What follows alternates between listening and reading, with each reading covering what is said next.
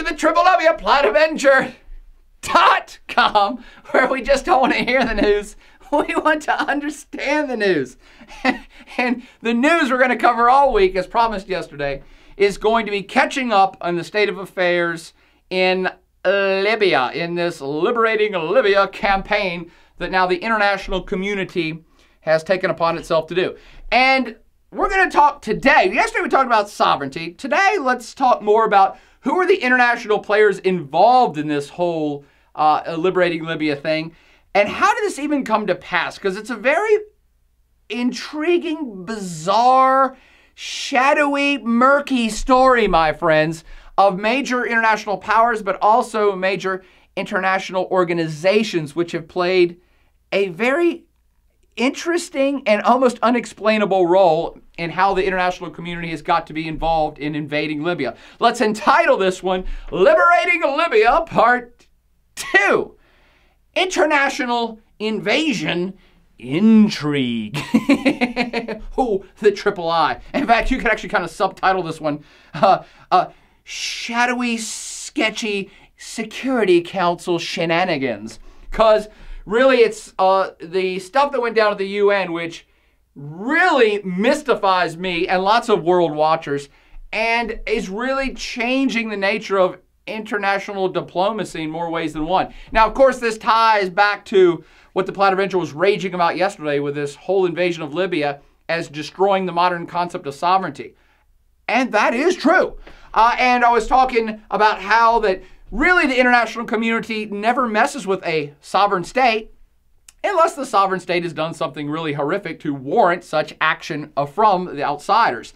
And I kind of left this out of yesterday's Sovereignty Smashing lecture when I failed to say that, you know, we all have these 192 or 193 sovereign states in the world, and all these states recognize each other's ultimate control over their territory, and they can do anything they want to their citizens. Well, that was the old definition. We're not sure what the new one's going to be. And no one can mess with, and no sovereign state can mess with another sovereign state unless they do one of a couple things. And the one I forgot to say yesterday was that if a sovereign state invades or threatens another sovereign state, then usually the international community will say, hey, what are you doing? No, you can't do that. We've all recognized each other's borders and recognized each other's sovereignty. So no, you can't go invade another sovereign state. That's a big no-no. An example of some place that's tried that recently, that would be when Saddam Hussein's Iraq invaded a sovereign state, Kuwait. And the whole world said, no, bad Saddam, we smack your pee-pee and invade you. And the UN did give clearance for the United States to do that. And because they said, we're reestablishing sovereignty. You can't invade another state. Of course, the other thing that we talked about in the prior podcast as well was if a state conducts a genocide even within its state, the international community will say, no, you can't do that. We've got laws against that. Ever since the atrocities of the Holocaust in World War II, when we formed up the UN, we all agreed we would not allow a Holocaust to happen. So if you invade another state, sovereign state, or have a Holocaust within your state, those are no-nos. The international community will respond. Now, which one did Libya do? That's right. Neither one, which is why this is intriguing. Muammar Gaddafi's Libya did not invade another state. Muammar Gaddafi's Libya did not threaten to invade another state. Muammar Gaddafi's Libya did not promise to have a terrorist attack on another state. And Muammar Gaddafi's Libya was not conducting and is not conducting a genocide. So how the hell did the international community decide to invade, to liberate Libya from itself? It is the first time this has happened, I'd say the modern era, but I guess ever, since this whole concept of the United Nations and sovereignty in the modern definition is all modern. So how did this come to pass? And that's what I want to talk about today. It is a very, I've probably said this a million times, this is a very bizarre story. And I'm telling you, it's going to be historically significant in its bizarreness and in it changing international diplomacy and international relations perhaps for the rest of our lives. And here's how it kind of went down. I'm going to talk about the major players here and the major international organizations involved. I'm not going to give every single detail, but here's kind of how it went down. Because Muammar Gaddafi's Libya was not doing any of the normal things that would have invited international invasion, what is it they did that was so different, and how did this go down? Well, like so many other states in the Arab world right this second, there is this Arab revolution, this movement towards democracy or liberal something to throw out the old rulers and get their societies back on track. But Libya is not the only place where this has happened. Of course, Egypt, it's already happened. They've already kicked out their ruler. But there are folks in Bahrain, in Syria, in Yemen, in other parts where there are folks going to the streets having protest. And what separates them perhaps, or what the international community is saying from Libya, is that, oh, in Libya, Muammar Gaddafi's crazy as hell. He is. And he's going to start slaughtering his own citizens to put down this uprising violently, which he did promise to do. And then he started to do. And so the international community says, oh my gosh, that's terrible. He's killing civilians. We can't allow that. Oh, wait a minute. That's got nothing to do with sovereignty. Sovereignty says you can do that. And on top of that, this is kind of a little hypocritical, quite frankly, because in Bahrain and in Yemen, the governments and the militaries and police of those states are also killing their own citizens to put down this uprising rebellion. So you can't even say that Libya is unique in this respect. So why the hell did this international invasion happen in Libya? Well, for starters, Libya's got no friends. I should say Muammar Gaddafi. He ain't got a damn friend in the world. He's so damn crazy. He's pissed off everyone in the Arab world and mostly pissed off everyone else in the rest of the world for most of his life, which he spent most of his life in charge of Libya.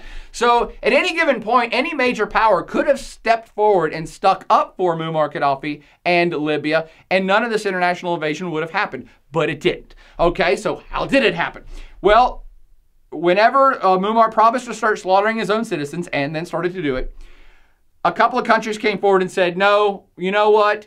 This isn't in breach of sovereignty, but we must stop it anyway. Yeah, we're going to go against the old definitions, but this is just horrifically terrible and we want to stop it. Now you might think, hey, of course the United States did that. No, it was the Frenchies. What? The French under Nicolas Sarkozy?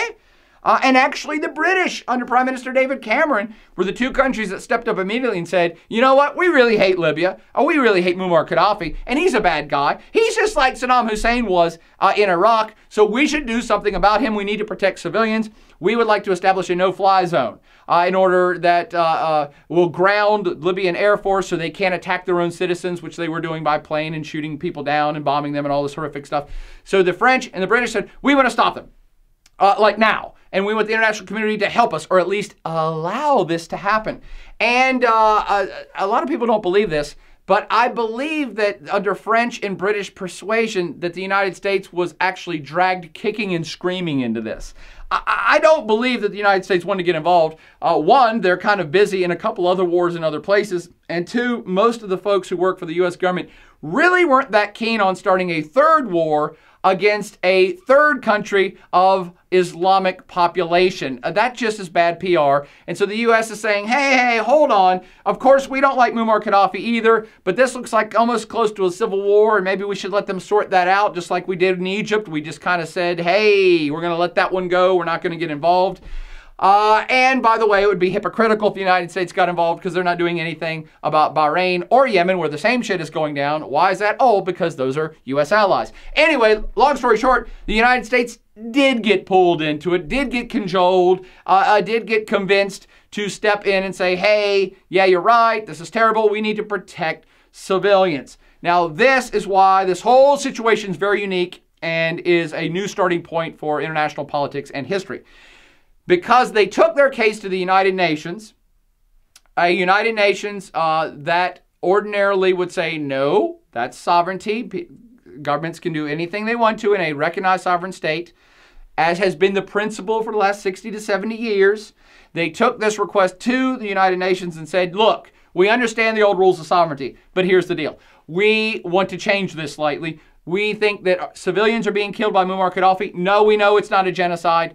But we want to intervene, and we think it's the United Nations' role to intervene to save civilians in just such circumstances. And the argument can be easily made. The United Nations is, after all, peacekeepers. That's what their job is, to keep the peace and protect innocent civilians and maybe protect everybody from themselves. The whole concept of the United Nations is to get all the countries together so that they work together and absolve problems before they turn into hot, active conflicts. And you know what? The United Nations has been pretty good at that. Since the end of World War II, there have not been a lot of state-to-state conflicts.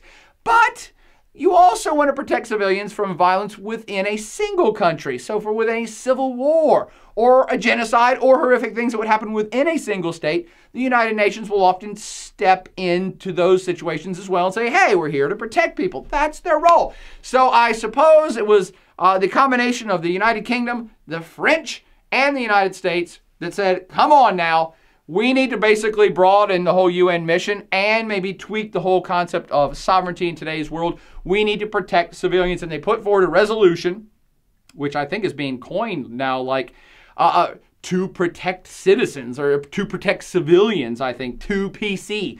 And said, yes, this doesn't fit into anything we've done before, but we want to put this forward, and we're going to put forward this UN resolution. We would like it passed to give us clearance legally, internationally, to go in and protect civilians in Libya. I think the resolution is 1793, or I'm not sure. It doesn't really matter. The number's not important. How the vote went down is very important, because to get a resolution passed, it has to go through the UN Security Council. The UN Security Council is comprised of 15 members.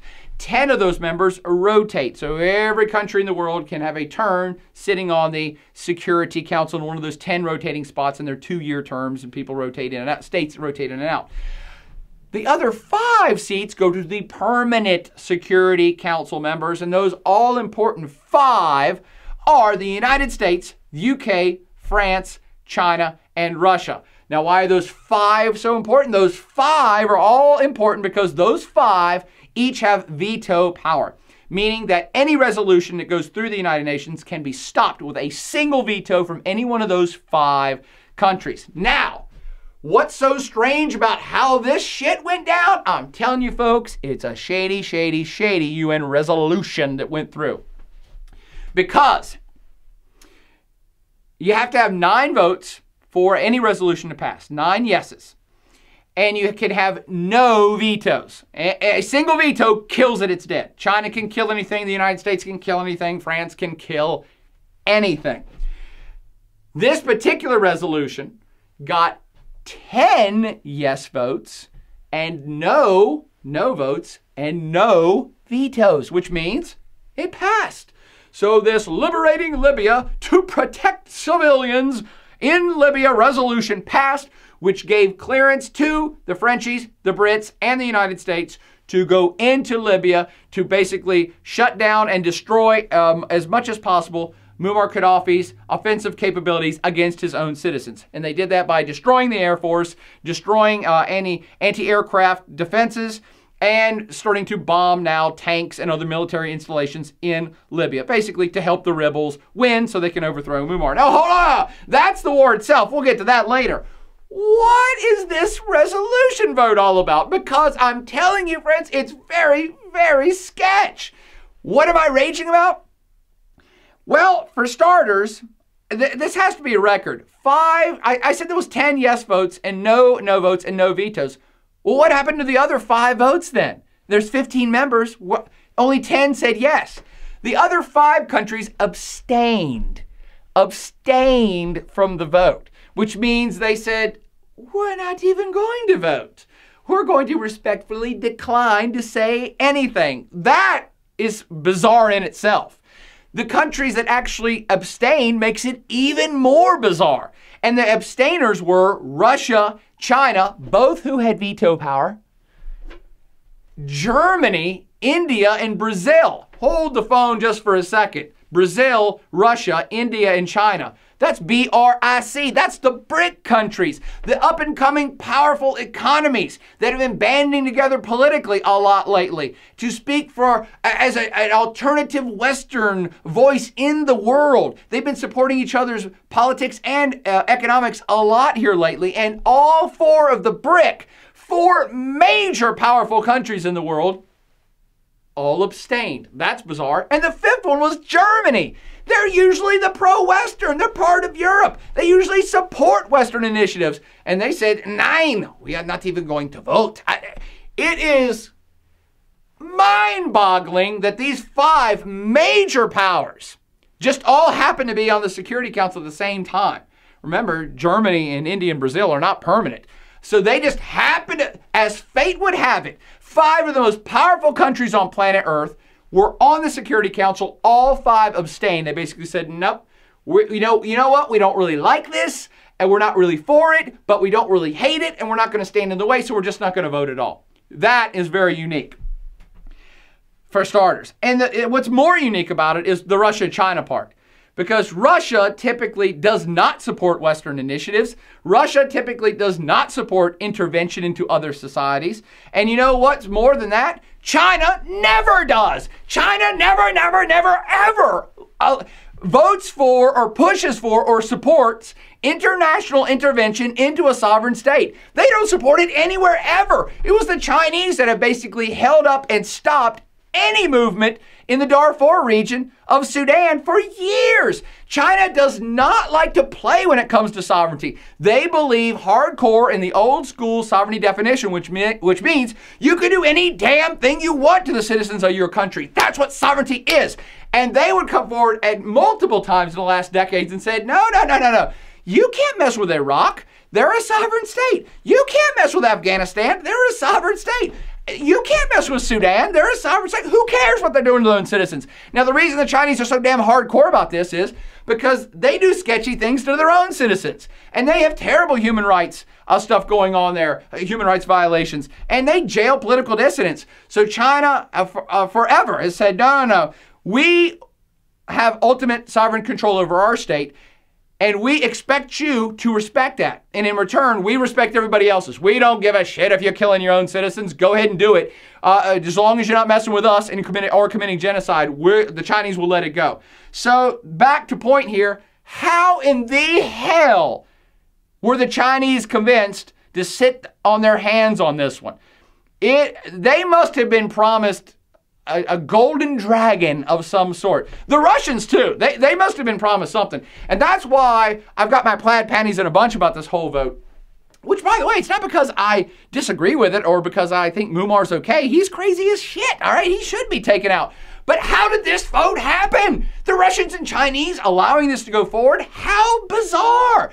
And I think what we're going to find when someone's memoirs are released, perhaps decades from now, someone from the inside who saw this unfold. I believe that the Chinese have been promised something big.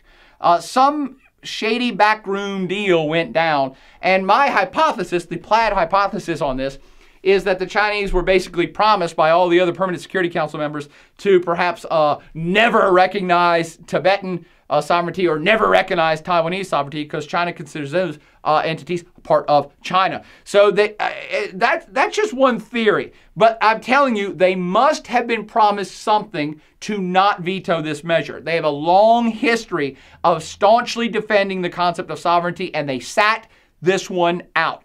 It's crazy. The whole idea that 5 countries abstained is nuts in and of itself. And China and Russia being 2 of those 5 is, it's making my brain turn plaid and melt into myself like I'm on 30 hits of acid. So that's why I'm so wound up about this particular topic. So that's how it went through the United Nations. Cuckoo bizarre to begin with. Okay, so then this resolution passed, which then gave clearance for the international community to protect Libyan civilians. That's pretty much what it says. Yes, we, the United Nations, say, yes, we, the world, should protect Libyan civilians. As I already raged about last podcast, this is very troubling to the concept of sovereignty, but it's also problematic now for other international organizations who are involved in this.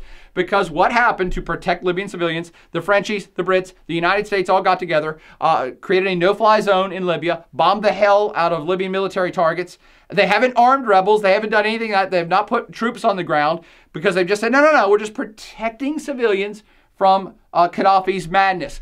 But who's in charge? And this is what's gotten really messy and caused political dissent within France and within the UK and mostly within the United States of the citizens of these countries that are saying, dudes, what are we gotten into here? What are our governments doing in Libya? Who's in charge of this mess? What do you mean you got 3 countries who are throwing bombs at Libya to liberate the Libyan people? Who's in charge? And that brings us to the next international organization, which is now bouncing around this Libyan hot potato, and that's NATO, the North Atlantic Treaty Organization, which who just yesterday decided that, okay, yes, we will take over the mission of, what is it? Protecting Libyan civilians, not overthrowing Muammar, protecting Libyan civilians. NATO? How did NATO get involved in this? I think there's a lot of people in NATO asking themselves that same question right now. I suppose because NATO's main muscle, of course, is the United States, but other big players are France and the UK. So NATO, the North Atlantic Treaty Organization, which is US, Canada, and most of Europe, they're actually a defense organization. A defense organization whose founding principle is an attack on any one of us in this group is considered an attack on all of us. And if any outsider attacks Belgium or the United States or the UK, we will all consider that an attack on all of us, and we will respond in kind collectively and go beat the hell out of whoever attacked one of our member states. So, of course, then, obviously, NATO should be in. Libya didn't attack anybody.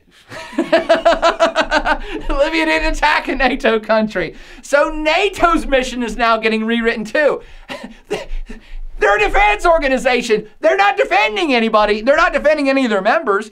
But because they're a military organization, of which the three primary players in this, US, UK, and France, are major members of NATO, they cajole NATO into getting involved. You see how all this cajoling is going on everywhere? That's why I'm telling you this is a strange, swirling, smoky, nebulous story. So NATO has now said, okay, I guess we're in charge of this. Much to the chagrin of some NATO members who say this is a violation of not just sovereignty, but of our charter. But the question was, who else is going to do it? Because the international community, by and large, was saying, we don't want the French in charge. And that's true, even within NATO, because Turkey's a NATO member too. And Turkey said, no, we think NATO should take it over because we don't want the French in charge of this. The French have been rabid. Them and the Brits, they've been absolutely rabid about getting Muammar Gaddafi out of there. Who knows how they suddenly grew a spine and got so hawkish? I guess they're making up for all their surrendering in the last 100 years. Who knows? But a lot of the international community, including a lot of Arab folks and Turkish folks and other folks, said, we don't want France in charge of this. And the United States said, we don't want to, we don't want to be in charge of this. And maybe we don't want the French in charge of it either. And the Brits are just up there eating fish and chips saying, well, tally ho, maybe we'll be in charge of it. But nobody was really keen on that either. So everybody's kind of said, okay, everybody can kind of agree that NATO should oversee this. And the U.S. has been going, whew, Barack Obama, the U.S. is like, oh, hell yeah, no. It's not our war. We're not doing it. It's NATO. We're just helping out as a NATO member, not as the most powerful military on planet Earth. So you see how this is, this whole international invasion, which is to protect Libyan civilians, is extremely shady. It's still not sorted out. And I want to kind of end on this to set up the next Plaidcast on Libya.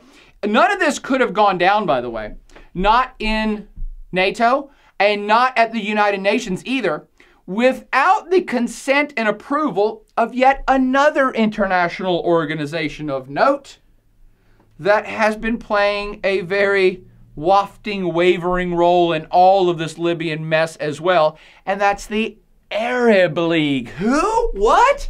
Why is the Arab League taking over instead of NATO? Oh, because they don't have a military. Who are these Arab League people? And what was their role in all of this? And how is it morphing and changing right this second, making this Muammar madness even more murky? Let's pick up with the Arab League next.